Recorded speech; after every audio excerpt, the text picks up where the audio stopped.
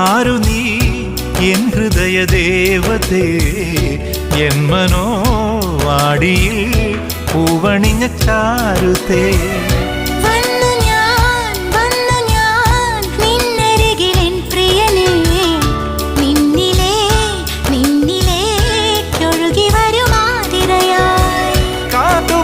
കഥ പറയും കാനനങ്ങൾ പൂക്കുകയായി